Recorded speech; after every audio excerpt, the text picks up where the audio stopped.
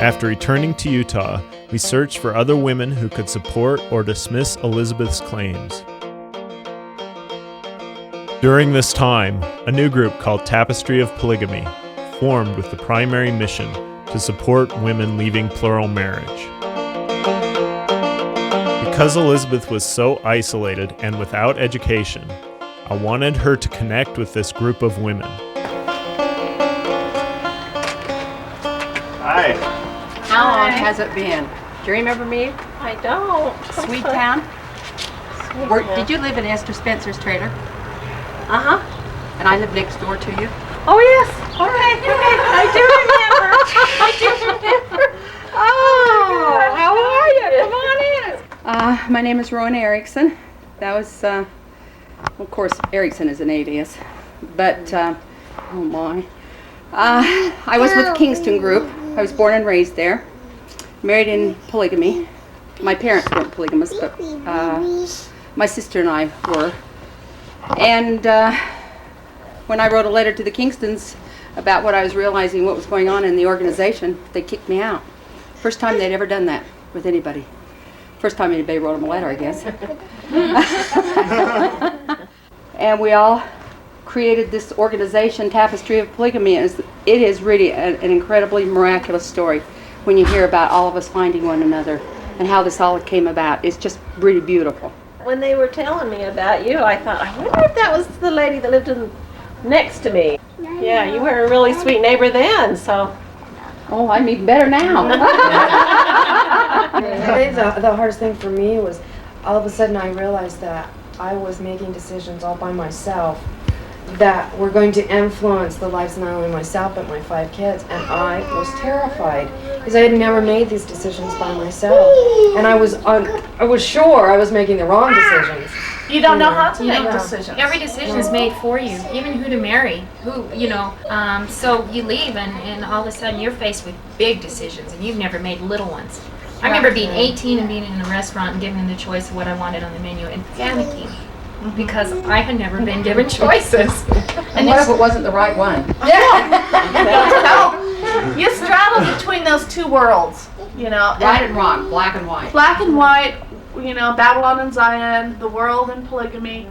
I mean, why would there be a God that would abuse women like this? And we found out it wasn't true. God, that was not God. That was the God that these men had created in their image. And they fashioned polygamy in their image. It's all a con job.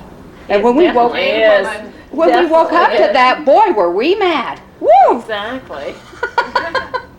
I've talked to several other women for years about how we wanted to make a group like this, and it's just really touching my heart to see that there really are people that are doing it, and it is happening, and it is right now, and it's not something in the future that we're wishing that we would get together and do, So it's really fantastic to meet this group and be part of it.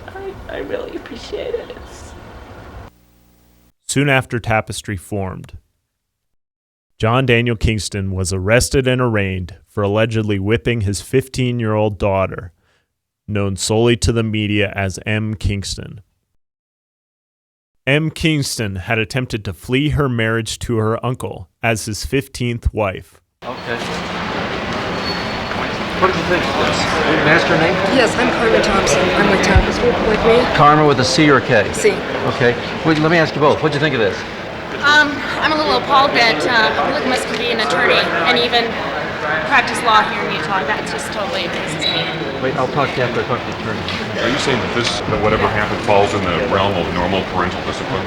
Not at all. There's a statute that governs that, and it's not second degree child. Your defense here is he didn't do it. That's correct? I better not comment about anything until we can get in the courtroom again. What's your name, sir? My name is Carl. Carl. Taylor is C. C-A-R-L-K. That's the way it is. Are you related to the defendant, sir? We're cousins. Thank you.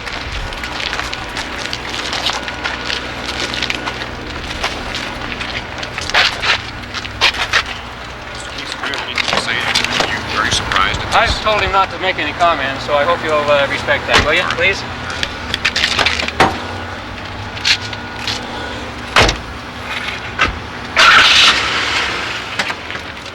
The 16-year-old girl, John, says that she testified in court. Her father, John Daniel Kingston, struck her at least 28 times with a belt, hit her in the face and forehead, and pulled her by the hair during this beating. Now 43-year-old Kingston faces second-degree felony charges of child abuse.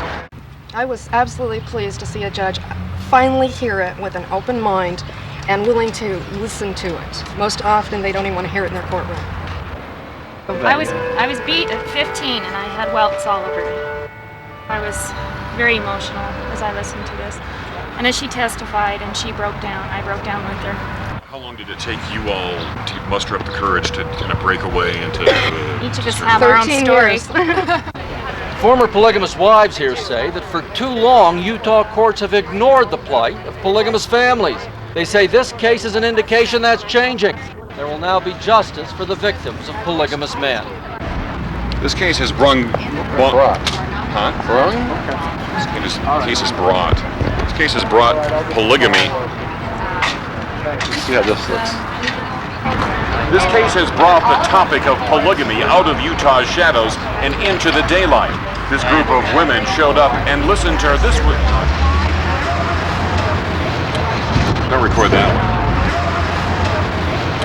This is where the Kingstons started their organization, where Eldon Kingston and his two wives knelt down in prayer to consecrate their organization to God.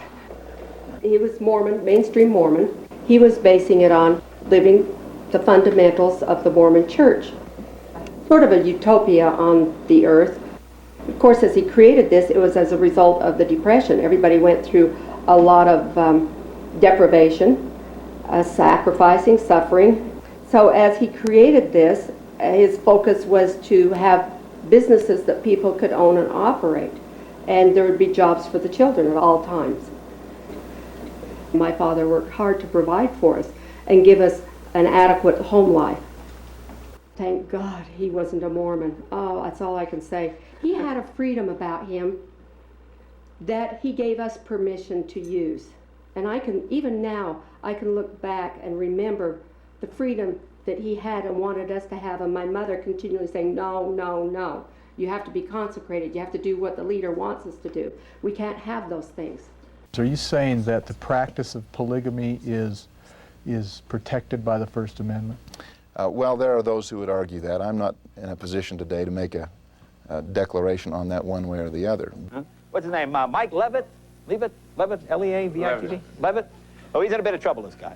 I'm not an expert on this, but it's very clear to me that in this state and in many others, they have not chosen to aggressively prosecute it. He is quoted as saying that polygamy, the practice of having more than one wife, may be protected by the First Amendment. And I assume that there's a legal reason for that. You think polygamists cheat on their wives? I mean, most guys can't even fool one wife. How do you fool 5 or 6 wives? Well, what did Governor Levitt have to say about all this? He says his kids thought it was pretty cool to have their dad mentioned on national TV.